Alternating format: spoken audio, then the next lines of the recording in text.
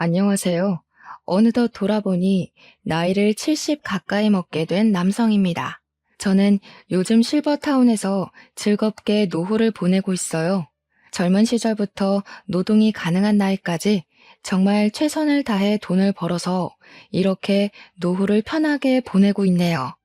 나이 먹어서 편하게 보내는 것도 좋긴 한데 이왕이면 한 살이라도 젊을 때 좀 놀아볼 걸 그랬네 싶은 생각도 드네요. 한 번씩 창문 밖을 내다볼 때면 이제 슬슬 날씨가 풀리고 옷이 얇아지다 보니 나들이 하는 가족 단위들이 많이 보이더라고요. 저도 한때 가족이 있었던 사람인지라 과거 생각도 나고 해서 사연을 쓰게 됐어요. 제가 컴퓨터는 좀 만질 줄 알아서 글 쓰는데 어려운 건 없었지만 말솜씨는 나이가 먹는다고 실력이 생기는 게 아니라서 그런지 좀 중구난방일 수도 있어요. 그냥 늙은 영감이 옛날 얘기한다 생각하시고 너른 마음으로 들어주셨으면 합니다. 제게는 3명의 딸이 있습니다. 저는 젊은 시절 중소기업 대표를 맡고 있었고 아내와는 사별하여 혼자 산지 20년 정도 되었어요. 그 말은 즉, 저 혼자서 돈을 벌고 육아를 했다는 뜻도 됩니다. 저는 어린 딸들이 결혼을 할 때까지만 물심양면 키웠지만 아무래도 일을 하는 아빠로서 아이들의 정서적인 영역까진 많이 케어해주지 못해 늘 미안했어요. 먼저 간 아내가 애들 곁에 같이 있었다면 그래도 애들이 부모에 대해 더 많은 추억을 가졌을 텐데 그런 생각만 하면 제가 확실히 못난 부모였던 건 맞는 것 같네요. 이렇게 자식만 떠올릴 때면 꼭 아내도 같이 생각났어요.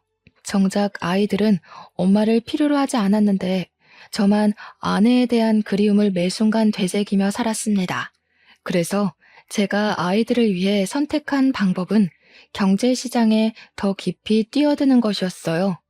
원래는 개인사업이었던 장을 소기업으로 키웠고 소기업에서 중소로 키우는 데 집중을 했습니다. 주식까지 공부해서 최대한 재선에서 할 수 있는 만큼 재산 불리는 걸 더 목적으로 살았어요. 당연히 그렇게 열심히 돈을 벌었던 건 오로지 딸들을 위해서였습니다. 제가 엄마의 역할과 정서적인 영역을 메꿔줄 수 없으니 돈으로라도 부족함 없이 표현하고 싶었어요. 제 재산은 곧 딸들의 것이라고 생각하며 지냈습니다.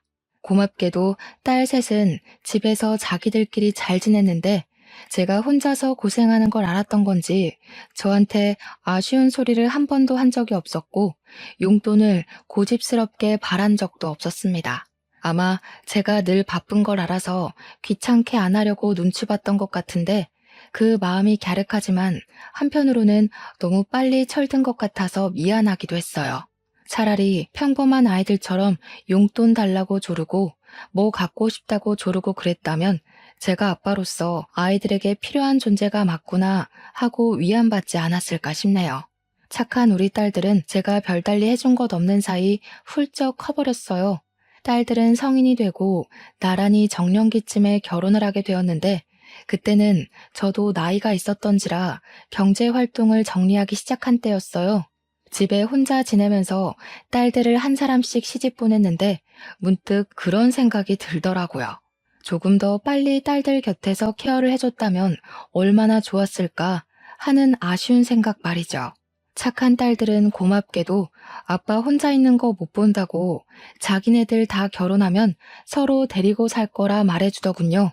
부모 노릇 제대로 못해준 못난 아빠인데도 모난 곳 없이 자라준 딸들이 얼마나 고맙고 기특했는지 몰라요. 그 모습을 보면서 제가 그래도 자식 복은 있구나 하고 생각했고 제 사랑이 터무니없이 부족했을 텐데도 저를 아빠라는 이유로 모시고 살 생각을 해주니까 그것만으로도 이미 효도를 받는 것 같았습니다. 저는 그동안 못해줬던 아빠의 역할을 톡톡히 해주기 위해서 딸들 결혼할 때 예단비로 10억을 똑같이 주었습니다.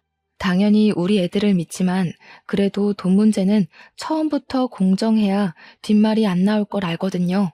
이건 제가 사업을 오래 하면서 느꼈던 경험담이에요. 제가 가진 건 돈밖에 없었으니 딸들에게 드디어 제 몫을 해준 것 같아 그때는 좀 제 스스로가 뿌듯했습니다. 딸들이 제가 주는 선물을 받고서 눈물까지 보이는 걸 보면 그래도 제가 아빠 역할을 완전히 수행 못한 건 아니구나 하고 위안이 좀 되었어요. 딸들에게 재산의 절반 이상을 거의 다 내주고 제게 남은 재산은 제 노후비 조금과 당시 살고 있는 집이 다였지만 다 늙은 제가 어디 돈 쓸 때나 있었겠습니까? 딸들에게 주는 것이 제가 열심히 벌어온 목적이었기 때문에 전혀 아깝지 않았어요. 딸들도 처음에는 제게서 큰 돈을 받아갈 때만 해도 이렇게까지 줄 필요 없다고 겸손을 보였습니다. 끝내 그 돈을 받았을 땐 저더러 누구랑 살고 싶은지도 꼭 생각해 놓으라고 당부를 해주었죠. 그때마다 저는 딸들에게 아빠는 신경 쓰지 마라. 이젠 나만의 삶을 살면서 혼자 취미 생활하고 싶다. 그렇게 말했습니다. 딸들은 저에게 자주 찾아오겠다고 한 뒤 정말로 일주일에 한 번씩 돌아가면서 집을 방문해 주었어요. 사위들도 제가 준 재산 덕분에 하고 싶은 사업을 시작하게 되었는데 그걸 제 덕이라고 공을 세워주더라고요. 다 너희들이 열심히 해서 일군 건데 뭐하러 내 덕이라 하냐고 괜히 민망해서 그런 소리를 해버리곤 했습니다. 그렇게 앞으로는 평안한 노후만이 남았다고 생각할 무렵 제게는 예상치 못한 비운이 닥치게 되는데요. 제가 산책을 가다 뇌출혈로 쓰러져 병원에 실려가게 된 것입니다. 당시 주변 사람들이 많이 있었기에 빠른 조치가 가능했어요. 그렇게 목숨은 살렸지만 결국 신체 장애를 얻게 되는 결과를 초래하고 말았죠. 눈을 떴을 때 이미 딸들과 사위들이 병실에 와 있었습니다. 다행히도 기억을 잃진 않아서 우리 식구들을 알아볼 수는 있었어요. 그런데 몸에 마비 증상이 있어 왼쪽 전신에 감각이 없더라고요. 딸들은 깨어난 것만으로도 다행이라면서 제 손을 잡고 많은 눈물을 흘렸습니다. 다행히 치료적인 부분은 수술로 충분했고 몸만 회복한 뒤 나머지는 재활이 중요하다고 하여 퇴원을 할 수 있게 되었는데요. 사실 이대로 당장 퇴원을 하면 생활적으로 불편할 부분이 많을 거란 게 예상이 되었어요. 그때 마침 딸들이 과거의 저를 데리고 살아주겠다는 말이 떠올라서 저는 딸들에게 어느 정도 혼자 해결할 수 있을 때까지만 신세 좀 질 수 있겠냐고 부탁을 했습니다. 실례인 걸 알고 저 또한 딸들에게 신세를 지고 싶진 않으나 이번 같은 경우는 불가피한 상황이기에 딸들도 선뜻 이해해 줄 거라고 생각했어요.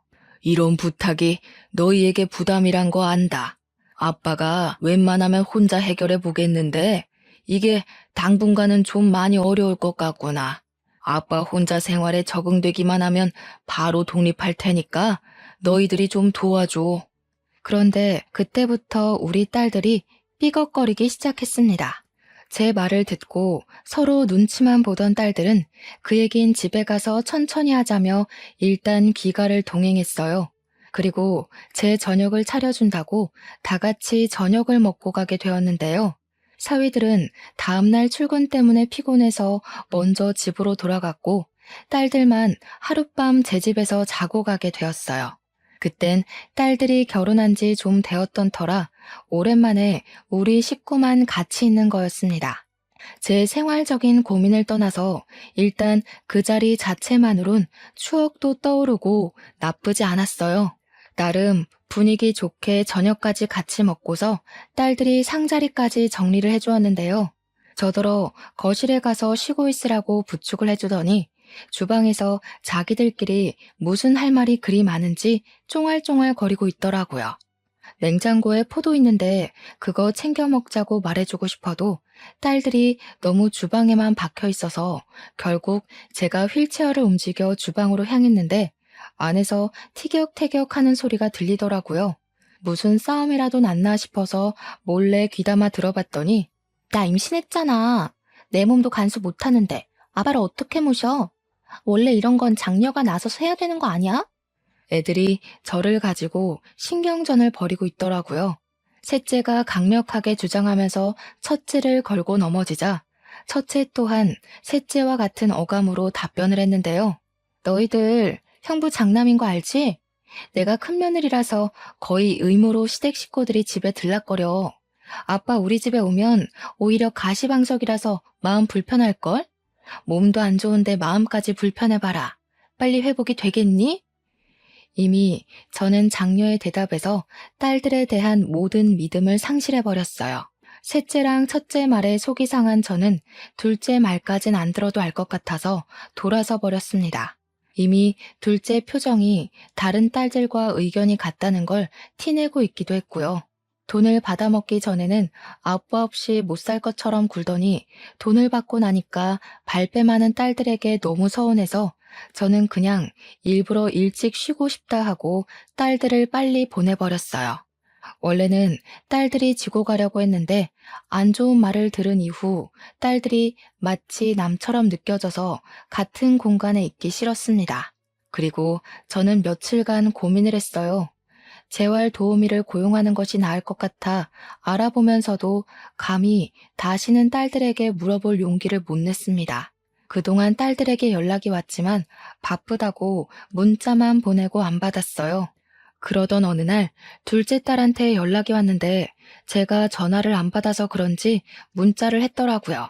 긴 장문의 내용이었는데 돋보기를 쓰고 읽어보니까 우리 집으로 이사를 오고 싶다는 거 아니겠습니까? 자기 집으로 오라는 말도 아니고 자기 집을 내놓고서 우리 집에 이사를 오겠다뇨. 무슨 생각인가 궁금해서 오히려 제가 전화를 걸어보았는데요. 아빠 혼자 두는 게 마음이 안 좋아서 신랑이랑 얘기 많이 해봤어. 신랑은 당연히 괜찮다고 했거든. 아빠만 허락해주면 우리가 아빠 집에 들어가서 살까 하는데 아빠 생각은 어때? 제가 딸들에게 실망했던 그날은 셋째랑 첫째의 거부 반응만 봤지 둘째는 다른 딸들과 똑같을 거라 예상만 하고 눈으로 직접 확인하진 않았었다는 게 떠올랐습니다. 미안하게도 제가 둘째를 오해했나 보더라고요. 저는 둘째에게 너무 고마워서 흔쾌히 그 제안을 허락했습니다. 아무래도 재활 도우미보다는 가족이 편하니까 누가 제 곁에 상주해준다면 마음이 한결 편하긴 할 거거든요. 그렇게 둘째 사위랑 둘째가 우리 집으로 들어오게 되었는데요. 역시나 제가 둘째를 오해했던 게 맞다는 건 같이 지내면서 증명이 되었어요. 둘째랑 둘째 사위는 기꺼이 저의 보호사들이 되어주었습니다. 제가 병원 치료를 원활하게 받을 수 있도록 늘 차로 데려다주고 데리러 왔고요. 집에서도 제가 불편하지 않게 가구 배치를 달리해서 휠체어 이동이 쉽도록 옮겨주었죠. 사위는 또 저를 목욕시켜주기까지 했습니다. 저는 그게 너무 고마워서 한 번씩 용돈을 쥐어주곤 했어요. 당연히 둘째랑 사위는 돈 받으려고 하는 짓 아니라며 거절을 했지만 제 마음이 이렇게라도 해야 편할 것 같다고 했더니 그때부터 저한테 더더 잘해주더군요. 돈 때문에 잘했다기보단 제게 돈을 받는 것이 미안해서 잘하는 것 같았습니다. 그러나 이 소식이 어떻게 다른 딸들 귀에 안 들어갔겠습니까? 근데 여기서 정말 서운했던 건 딸들이 둘째가 저를 봐주는 것에 대해 불만을 표했다는 것인데요. 제가 몰랐던 첫째와 셋째의 본색을 처음 본 순간이기도 했어요. 다짜고짜 우리 집을 찾아온 첫째와 셋째는 둘째가 집에 있다는 걸 알고 방을 뒤지기 시작했고 저를 보고도 인사를 안 하더니 무턱대고 둘째 어딨냐고만 물었습니다. 이놈들이 연락도 없이 와서 지금 뭐 하는 거야? 내가 아무데나 들어오라고 비밀번호 알려준 줄 알아? 둘째는 들어와서 살게까지 해줬으면서 우리는 초인종 누르고 들어와야 돼? 아니 됐고 아빠 설마 둘째가 같이 살아준다고 해서 둘째한테 이 집 물려줄 건 아니지? 설마 그럴 리가. 그럼 아빠한테 진짜 실망이야? 누구는 같이 못 살아줘서 뒤로 빠져있는 줄 알아? 아빠가 몰라서 그렇지 작은 언니 욕심 장난 아니야. 도대체 갑자기 와서 왜 이러는 건지 몰랐습니다. 그래서 대체 무슨 소리를 하고 싶은 거냐고 둘째를 내쫓고 너희들이 들어오고 싶은 거냐고 했는데도 자꾸 엉뚱한 소리만 하더라고요. 그 사이 소란을 들었던 건지 둘째가 제 방을 찾아왔고 첫째랑 셋째는 더 이상 저한테 볼 일 없다는 듯 둘째에게로 돌아서서 따지기 시작했어요. 역시 가운데 낀 형제들이 제일 야같다고 하더니 이 집이 탐나서 우리랑 상의 없이 들어와 살았니? 결혼하더니 돈독이 더 올랐나 보구나. 어떻게 아픈 아빠를 상대로 이렇게까지 약을 수가 있어? 언니, 좀 많이 실속적이다. 아빠가 언니 속셈 알고서 드렸는지 모르겠네. 우리 중에 언니가 제일 돈 욕심 많잖아. 둘째는 첫째와 셋째의 무차별 공격에 가만히 당하기만 했습니다. 보다 못한 제가 그만하라고 나서면 둘째가 그제야 자기가 알아서 하겠다고 제 몸 걱정을 하면서 괜히 일어나지 말라 챙겨줬죠. 그걸 보고 첫째랑 셋째는 헛웃음을 치더군요. 아빠한테 잘 보여서 재산 더 받으려고 용 쓴다는 식으로 둘째를 험담하였습니다. 아무리 서로 간에 오해가 있다고 해도 그렇지 엄연히 부모가 지켜보는 앞에서 어떻게 다툼을 벌일 수가 있단 말인가요? 그것도 내 재산으로 말이에요. 특히 첫째 행동이 문제였어요. 셋째의 행동도 잘못되었지만 동생이 잘못된 인식을 갖고 있으면 장녀라도 나서서 올바르게 상황을 판단하고 따끔하게 조언을 해줘야지.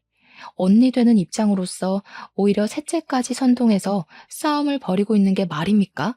저는 그날 장녀에게 무척 실망을 했습니다. 그 와중에 둘째 또한 더 이상 참지 못하겠는지 작작하라며 두 사람에게 목청을 높였어요. 저한테는 죄송하다고 이 상황에 대해 먼저 사과를 하고 말이죠.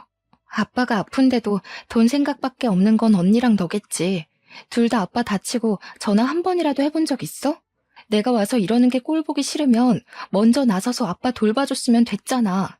아빠 봐주기는 귀찮고 다른 형제가 아빠한테 잘 보여서 재산 뺏기는 건 두렵고 뭐 그런 거야?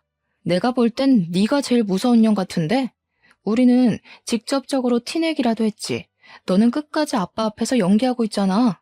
뭐 눈엔 뭐만 보인다더니 언니가 온종일 돈 생각밖에 안 하니까 언니 눈에 나도 그렇게 보이나 본데 돈급 취급하지 말지. 돈벌레들이랑 같은 수준인 거 기분 더럽거든? 시끄럽고 아빠 쉬어야 되니까 다 나가. 둘째는 그대로 첫째와 셋째더러 꺼지라고 제 방에서 밀어냈고 안 나가면 주거 침입으로 신고할 거라 고래고래 소리를 질렀습니다.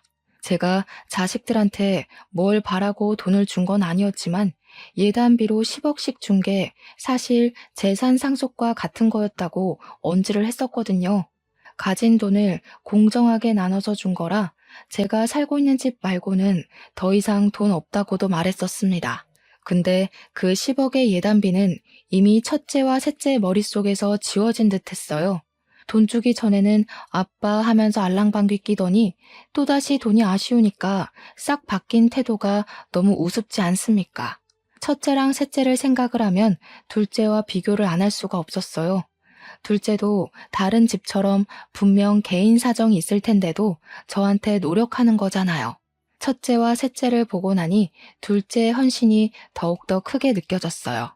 저는 둘째와 둘째 사위의 노력을 그냥 넘기고 싶지 않아서 한날 저녁 식사 자리에서 숨겨뒀던 재산 얘기를 꺼냈습니다. 내가 사실 너희들에게 말 못한 주식이 하나 있어.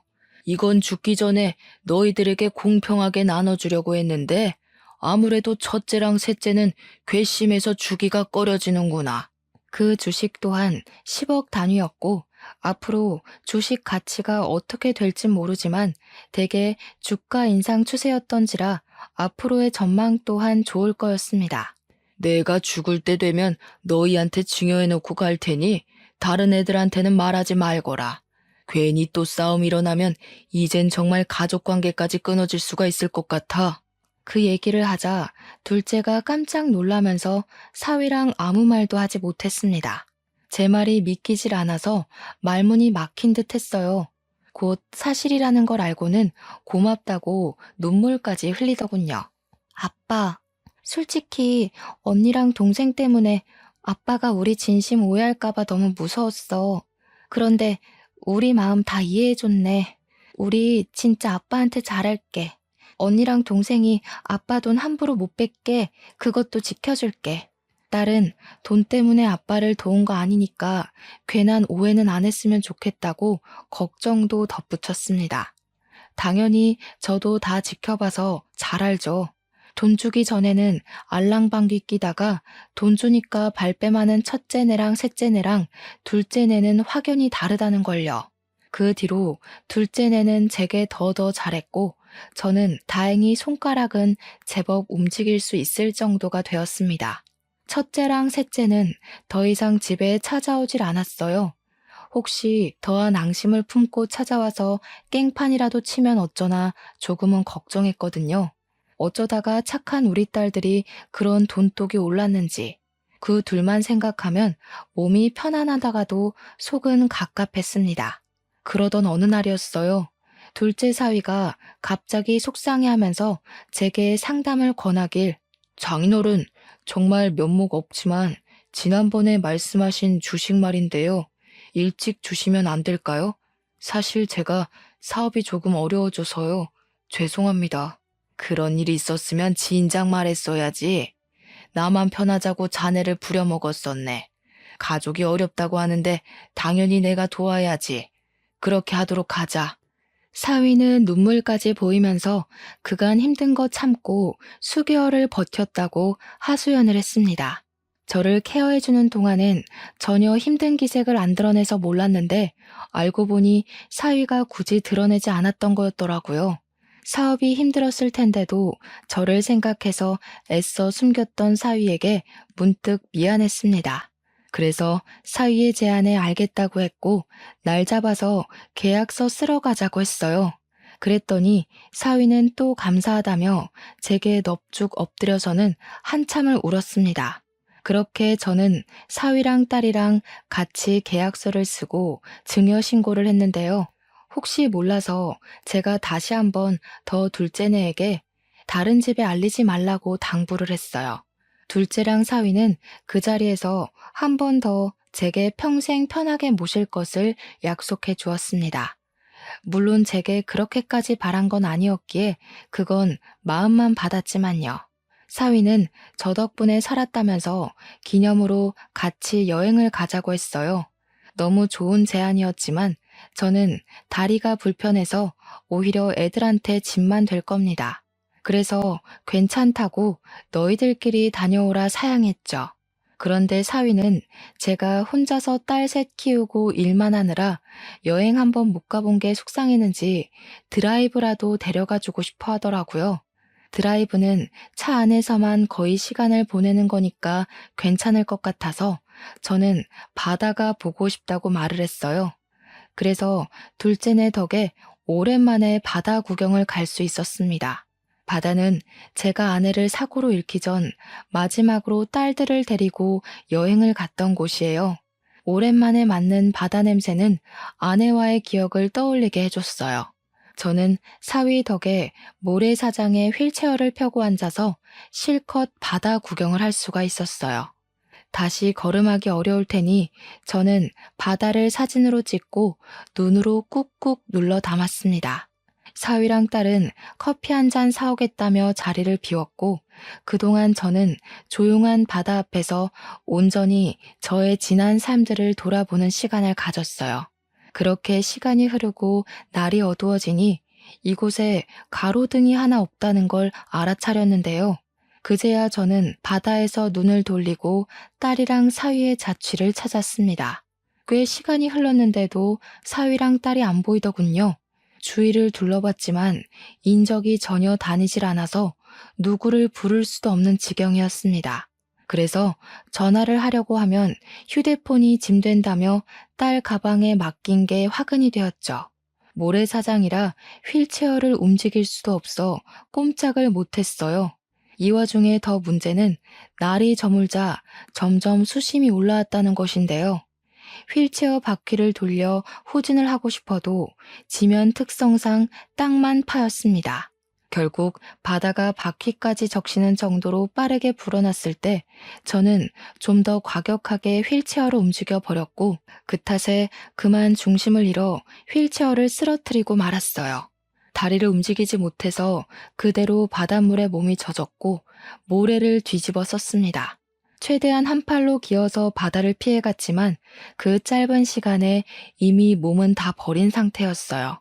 해가 지니까 날까지 쌀쌀했는데 몸이 젖어 있으니 추위가 더 빨리 찾아오는 겁니다. 저는 일단 목소리를 내어 주변에 구조 요청을 해봤어요. 하지만 소용없었습니다. 눈으로만 봐도 어두컴컴하기만 할 뿐 인가라곤 없는 곳이었어요. 그렇게 시간만 보내야 했던 저는 엎드린 채로 아무것도 할 수가 없어서 추위에 떨기만 했고 결국 기절을 해버렸습니다. 아침이 다 되었는지 누가 저를 흔들어 깨우는 바람에 눈을 뜨게 되었는데요. 어떻게 된 건지는 모르겠고 제가 병원에 있더라고요. 근데 없어서 처음 보는 청년이 제가 눈 뜬 걸 보고는 벌떡 일어나 저를 걱정해 주는 거 아니겠습니까? 누구냐고 물었더니 청년은 운동한다고 바다 쪽으로 넘어왔다가 저를 발견해서 구조해 준 사람이라고 소개하더군요. 거긴 사람이 안 다니는 곳인데 어떻게 거기 계셨어요? 보니까 몸도 불편하신 것 같은데 혹시 일행이 있었던 거예요? 정말 큰일 날 뻔하셨어요. 아무래도 큰일은 이미 벌어진 것 같네요. 총각 혹시 안 바쁘면 나 좀 도와줄 수 있겠어요? 보다시피 내가 혼자 일 내기엔 몸이 불편해서.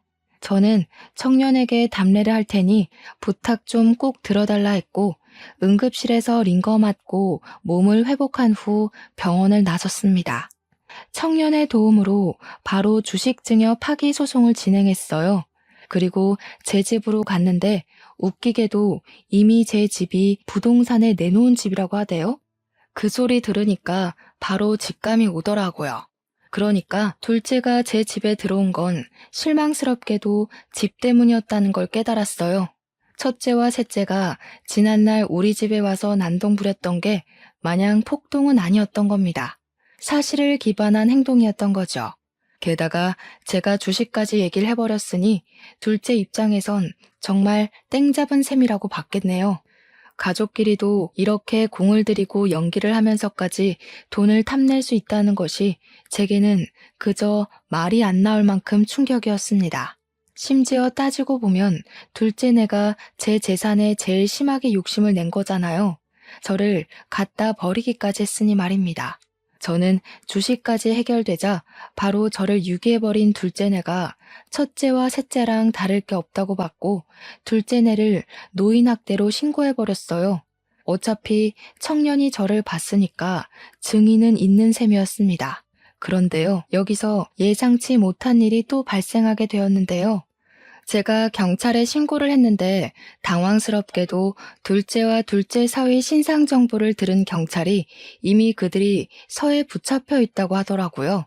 명의도용 문제로 신고가 들어와서 잡혔다고 하는데 심지어 신고한 사람들이 첫째랑 셋째라는 거 아니겠어요?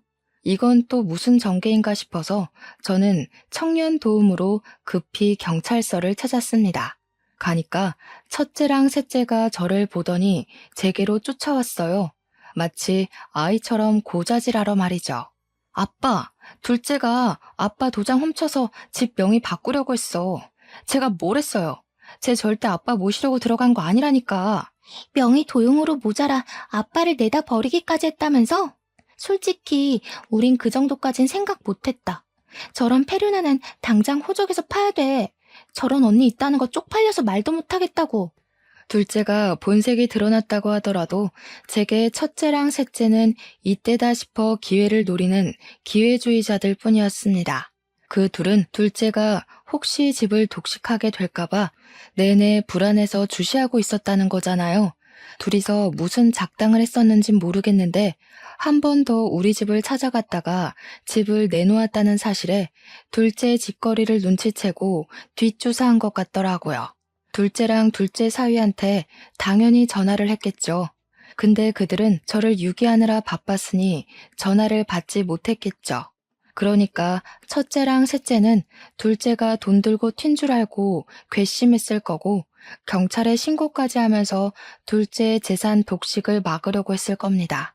실제 경찰이 그렇게 진술받았다고 얘기를 하더군요. 그래도 저 대신 둘째네를 빨리 붙잡아줘서 그거 하나는 그 둘에게 고마웠네요. 덕분에 둘째랑 둘째 사위가 한국을 뜨기 전 적발되어 경찰에 잡혀온 거라고 했으니 첫째랑 셋째가 아니었다면 이대로 둘째네를 놓쳤을 겁니다. 제가 경찰서에 들어왔을 때 둘째네가 당황하는 걸 제 두 눈으로 똑똑히 보았어요. 지은 죄가 찔렸는지 저를 쳐다보지도 못하더군요. 그걸 보면서 저는 제 자식이란 놈들이 전부 사람 같지도 않게 보였어요. 다 시끄럽다. 내가 너희들한테 아빠 역할 못 해줬다고 이렇게 클 수밖에 없었다는 핑계 대고 싶겠지. 돈을 보니까 욕심나서 못 견디겠더냐? 놓친 내 살살 구슬려주면 떼부자 되는 건 누워서 떡 먹기라고 생각했니? 그런데 어쩌냐. 나도 이렇게 당하고 보니까 너희가 가족이 아니라 그냥 사람으로만 보인다. 내 돈 아까워서 주기 싫단 소리야. 둘째랑 둘째 사위는 제게 곧바로 무릎 꿇으며 싹싹 빌기 시작했습니다. 죄송합니다, 장인어른. 제가 사업을 하다 보니까 돈에 눈이 멀어서 그랬어요. 처음 장인어른 집으로 이사 간 건 정말 순수하게 장인어른만 생각해서 간 거였습니다. 그것만큼은 진짜 진심이에요. 그러면 뭐가 달라지냐? 너희가 돈에 눈이 멀어서 나를 갖다 버리기까지 한 게 없는 사실이 돼? 이대로 들통이 안 났으면 내가 죽든지 말든지 너희들은 내 집 팔아서 받은 돈으로 외국에 날랐을 거 아니야? 내가 산 세월이 얼만데 너희들 속셈에 그대로 당해주기만 할 것 같았어? 저도 어릴 때 받은 차별이 서러워서 그랬어요. 언니는 언니라서, 막내는 막내라서 이렇게 해주고 저렇게 해주는데 저는 아빠한테 그런 대접 한 번 못 받아봤다고요. 그럼 집 정도는 제가 가질 수 있는 거 아니에요? 둘째가 느닷없이 설움을 터뜨리는 게 그것마저 어찌나 욕심 같아 보이던지 저는 제 자신을 무척 잘 알고 있습니다. 딸 셋을 절대 차별한 적이 없었고 뭐든 똑같이 해줬어요. 둘째 말대로 제가 장녀와 막내에게 다른 걸 더 얹어줬다면 둘째가 그렇게 언급했을 때 떠오르는 장면이 있어야 하는 거잖아요. 저는 딸 셋을 다 못 돌봐줬으면 못 돌봤지 절대 누구에게 특혜를 준 적이 없었습니다. 사과하는 것도 자존심이 상하는 건지 거짓으로 용서를 구걸하는 둘째를 보면서 저는 완전히 마음을 닫아버렸어요. 너희들에게 당근과 채찍을 못 가르쳐서 미안하다. 아빠가 진작에 알려줬으면 너희들이 너희 손으로 부모를 버리는 배륜적인 행동은 안 했을 텐데. 이제라도 잘못한 건 어떻게 벌받는 건지 알려줄게. 저는 딸들 모두에게 내 집 팔아서 번 돈으로 나눠 가지려고 했다는 거 바로 소송할 거라고 선언했습니다. 그 와중에 첫째랑 셋째는 당황해하면서 제게 항변했어요. 우리까지 소송할 거라고? 우리는 아빠 도운 건데? 아빠가 길거리 신세 될 뻔한 거 구제해준 게 우리야. 우리한테는 이러면 안 되지. 입 닥쳐. 내가 준 예단비로 너희들 다 좋은 집 살고 있는 거 아니냐? 그런데 아비한테 겨우 하나 있는 집까지 눈독 들이고 있었어? 이미 꿀꺽 먹은 예단비를 도로 뱉어내라고 할 수도 없고 내가 이대로는 분이 안 풀려서 그냥 넘길 수가 없다. 다들 10억 뱉어낼 준비나 하고 있어. 그 사이 타이밍 좋게도 주식은 8배나 상승해 졸지에 재산 80억이 생겨버렸습니다. 아마 자녀들에게 청구한 비용까지 받으면 더 늘겠죠. 저는 그대로 청년의 도움을 받아 경찰서를 빠져나왔어요. 딸들이 저를 끝까지 쫓아왔는데 청년이 저를 대신해서 막아주었습니다. 그 순간 청년에게 그런 곤욕까진 치르게 할 생각이 없었는데 문득 큰 도움을 비친 것 같아 꼭 답례를 크게 해야겠다고 생각했어요. 아무튼 원래 첫째 사위와 셋째 사위가 그리 잘 사는 편은 아닌 채로 장가를 왔습니다. 우리 딸들은 만나서 제가 준 예단비 10억 받고 형편이 나아진 거였어요. 사위들이 원래 둘 다 평범한 직장인이었는데 돈이 생기고부터는 직장을 그만두고 사업을 시작했다고 들었거든요. 번화가로 들어서서 시작한 덕분에 사업은 초창기부터 매출 대박을 쳤고 그 수익을 믿고서 첫째네와 셋째네는 사치가 좀 컸습니다. 그들에게 사업은 당연히 하나밖에 없는 밥줄이에요. 사람은 밥 못 먹곤 못 살거든요. 그런데 부모에게 폐륜을 서슴지 않는 이 자식들이 배부르게 먹고 살도록 내버려 두는 건 부모로서 자식 교육을 포기한 것과 같지 않겠습니까? 그래서 제가 치킨 매장 오너로 있는 첫째 사위와 헬스장 하는 셋째 사위의 건물을 각각 매수해버렸어요. 그렇지 않아도 첫째랑 셋째가 사위들 사업장에서 악덕 사모님으로 명성이 장난 아니더라고요. 사장은 괜찮은데 그 집 사모가 별나다면서 다 같이 같은 욕을 하길래 한숨밖에 안 나왔습니다. 그래도 제가 일부러 악덕 세입자라고 소문을 만들지 않아도 다른 세입자들이 알아서 제 딸들을 욕해주니 두 손 두 발은 편하더군요. 물론 그 사람들 앞에선 그 악덕 사모들이 내 딸이라고 하기 쪽팔려서 아는 체는 안 했어요. 일단 여론이 제 편으로 몰렸으니 저는 본격적으로 악덕 세입자 쫓아내기에 돌입했습니다. 그때부턴 부모와 자식 관계가 아니었고 건물주와 세입자 관계로 집중했어요. 보니까 월세를 딸들이 관리하는 건지 관리비를 냈다가 안 냈다가 아주 들쑥날쑥이더라고요. 심지어 제가 확인했던 그달의 월세는 또 밀려 있었습니다. 저는 이걸 빌미로 세입자에게 나가달라는 통지를 보냈어요. 그리고 불만 있으면 전화하라고 제 번호까지 우편함에 써붙이고 갔죠. 그걸 확인한 첫째와 셋째는 각각 제게 전화를 걸었는데 내 번호라는 걸 알아보고 많이 당황했는지 제가 받기도 전에 전화를 끊어버리더군요. 제가 다시 걸어도 제 전화를 제쳐버리는 것 보니 그들에게 건물주를 알아볼 시간이 필요한 듯해 보였습니다. 그리곤 이틀 뒤 첫째랑 셋째에게서 문자가 각각 오더라고요. 당연히 제게 사죄하는 것 말고는 별다른 방법이 없었겠죠.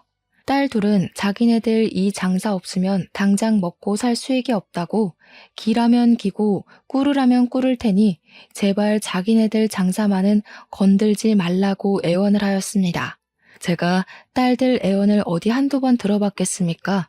그때마다 받아주고 넘어가 줬더니 똑같은 짓을 반복하고 오히려 더 심해지기만 했다는 거 충분히 겪었어요.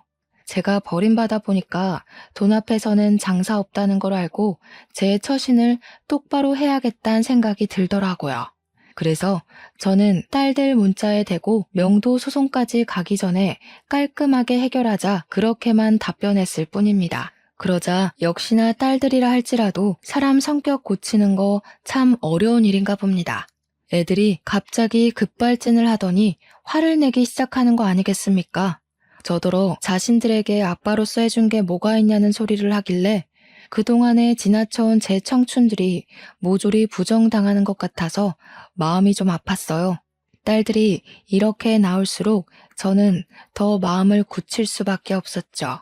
딸들에게 앞으로도 평생 아빠 없다고 생각하고 살라고 너희한테는 처음부터 아빠도 엄마도 없는 게 나았다고 당장 건물 뺄 준비나 하라 했어요. 그래도 사위들이 장사를 꽤 크게 하고 있었는데 이대로 쫓겨나서 새로 시작하려면 제법 자금이 많이 들 겁니다. 물론 인지도 쌓는데도 오래 걸리겠죠. 그 세월을 다 합치면 10억만큼의 손실이 나오지 않을까 싶네요. 그 와중에 집까지 없는 둘째네는 운이 좋아서 길거리 신세는 면했어요. 3년 실형을 받는 덕에 교도소를 가게 되었거든요. 부디 사회로 다시 나올 때는 못난 마음 다 털어버리고 새 사람이 되길 바랄 뿐입니다. 여기까지 오는 데에 저 혼자였다면 절대 해내지 못했을 겁니다. 청년이 취업준비생이라서 저를 많이 도와줬기에 가능했던 일이었어요. 그 뒤로도 착한 청년은 제 집 구하는 것까지 같이 동행해서 도와줬는데요. 제가 밥 한 끼 사준다고 소고기집을 데려갔는데 글쎄 이놈이 저를 챙기느라 고기를 잘 먹지도 않더라고요. 그래서 일부러 나도 손 있다고 환자 취급하지 말라 으름장을 놓았더니 그제야 눈치 보면서 허겁지겁 고기를 먹는데 얼마나 귀여운 녀석이던지. 부동산을 다시 한번 돌아볼까 고민하던 중 청년이 조심스레 제게 제안하길 요새 실버타운이 참 좋게 나와 있다고 추천을 해주더라고요. 그래서 청년 도움으로 실버타운 알아본 후 요양보호센터가 딸려있는 곳이 좋을 것 같아서 그곳으로 입주 신고를 하게 되었습니다. 청년이 나쁜 녀석인지 바람직한 놈인지는 잘 모르겠으나 일단 제가 보답하겠다고 약속을 했잖아요. 해서 제가 청년에게 답례비로 10억을 주었고 나머지는 제가 쓸 돈을 빼고는 사회에 환원해야겠다 생각했습니다. 근데 청년이 자기 뱅킹으로 입금된 금액을 보더니 놀라서 휴대폰을 떨어뜨리더라고요. 이게 뭐냐고 이렇게 큰 돈 못 받는다며 당황해 하더라고요. 어른이 주는 건 그냥 감사합니다 하고 받는 거야. 그것도 하나의 사회생활이다. 네가 나한테 이 정도의 가치만큼 도움이 되었다는 거니까 사양하지 말고 받아도 얼른 번듯한 직장인 돼서 예쁜 아가씨랑 결혼도 해야지. 제 조언에 청년은 눈물을 글썽이더니 정말 감사하다고, 안 그래도 자기 집 어려운데 취직까지 자꾸 떨어져서 힘들었다면서 열심히 살겠다고 연신 꾸벅거리더군요. 그래서 저는 청년과는 연이 끊어지는 줄 알았습니다. 죽기 전에 좋은 일 하나 하고 간다, 그리 생각하고 말 인연이라고 봤죠. 그러나 놀랍게도 청년이 일주일에 한 번은 무조건 실버타운을 찾아오는 거 아니겠어요? 감사해요. 저 딴 길로 안 새고 제가 하고 싶던 일을 바로 시작할 수 있게 되었어요. 저희 엄마도 몸 안 좋으셨는데 병원비 걱정 없이 치료받고 있고요. 이게 다 할아버지 덕분이에요. 저 꼭 성공해서 할아버지한테 보답할 거예요. 그때까지 오래오래 사셔야 해요.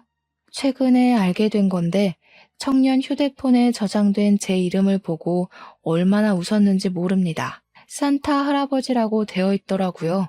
아무리 그래도 동심을 갖고 있을 만큼 어린 나이는 아니었는데 얼마나 귀엽고 기특해 보였는지 몰라요. 정말 딸 안 부러운 손자 하나가 생겨버린 기분이었습니다. 청년은 방문 횟수가 늘어갈 때마다 점차 더 번듯한 사업가가 되어가고 있는데 그걸 보는 재미가 또 쏠쏠하더라고요. 저도 사업을 번성시켰던 사람이다 보니까 사업 중인 청년이 제게 조언도 많이 구할 때가 있는데요. 그럴 때면 저도 잠깐 열렬했던 청춘 시절로 돌아간 것처럼 머리가 팽팽 돌아가요. 청년이 토요일마다 저를 찾아오는데 그럼 저는 그동안 청년에게 알려줄 새로운 정보와 인맥을 준비해놨다가 알려주거든요. 그것도 제 나름 취미 생활이 되더라고요. 최근에는 청년이 주식 공부도 시작했어요. 제 조언을 받아서 저 믿고 샀는데 꽤 주가가 괜찮은 것 같아 스포츠 경기 보듯 즐기고 있습니다. 청년이 열심히 사는 걸 보면 가끔씩 제 젊은 시절도 생각나고 그래요. 처음에는 청년의 도움이 고마웠다면 이젠 청년의 존재 자체가 고맙게 된 거죠. 어쨌든 저는 청년 덕분에 조금 쓸쓸할 뻔했던 노후에 손자 관심을 받으면서 번지르르하게 살고 있는 중입니다. 천륜이 끊어졌다는 건 그다지 못 느끼고 있어요. 청년이 그런 제 사정을 알아서 일부러 더 가족이 되어주려고 하는 것 같더라고요. 내 핏줄을 이어받았다고 무조건 다 감싸지 않아도 된다는 걸 이 청년 보고 깨달았어요. 팔은 안으로 굽는다고 했나요? 저한테 그건 좀 예외인 말이지 않나 싶습니다. 저는 이제 딸들을 과거의 기억에 묻어버렸고 앞으로의 생은 새롭게 생긴 손자놈과 새로운 가족애를 만들어 갈 것 같네요. 결론은 그저 자식과 연을 끄는 한 노부의 사연이었지만 제 결정을 청취자분들께서 부디 이해해 주셨으리라 생각합니다. 제 태도가 부모로서 다소 냉정하게 보였을진 모르겠어요. 그래도 저는 자식의 잘못된 점마저 눈 감아주는 나약한 부모가 되고 싶지 않습니다. 제 행동으로 인해 우리 딸들이 잘못했다는 걸 크게 깨닫고 앞으로는 실수 안 하면서 살길 바라는 마음이에요. 저는 그저 죽기 전에 마지막으로 제 딸들에게 큰 가르침을 했다고 생각하렵니다. 청취자분들도 부모 자식이란 이유만으로 선 없이 굴어도 괜찮다는 마음은 안 가졌으면 좋겠어요. 그럼 제 사연 들어주셔서 감사합니다.